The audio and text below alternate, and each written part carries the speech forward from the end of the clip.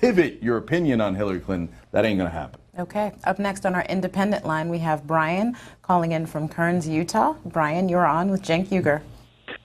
All right, it's about time. Hey, one thing, Bernie Sanders has never had a job in the private sector. He's been in government his whole life. And socialism leads to communism.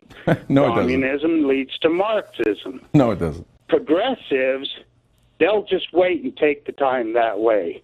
And the Young Turks, you know where the Young Turks came from? They killed 1.5 million Christians. All right.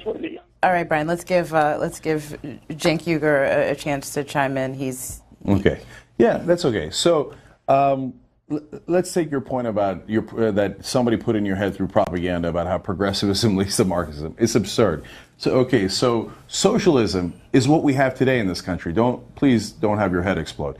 So what socialism means is the government does some things and the private industry does some things, right? So private industry does Coca-Cola, Nike, makes your shoes. Government does other things like your police department, your fire department, your military. So you like the military? Oh, what a socialist you are. You know, the military is the largest government program there is. So yes, that's how socialism works. So the private industry doesn't do everything. The government doesn't do everything. Does it lead to communism? No. Western Europe is all socialist. We're in essence socialist, and it has never led to communism. Does communism lead to Marxism? No. Communism doesn't work at all. So unfortunately, and some of my super liberal audience will get mad at me, but this is the reality.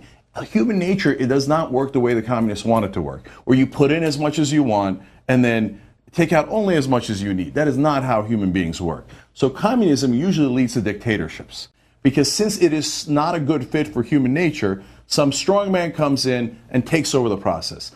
So it is true that we've never really had communism, because Stalin and the others immediately took over and just made it a dictatorship. And now the so-called communism in China is actually capitalism on steroids.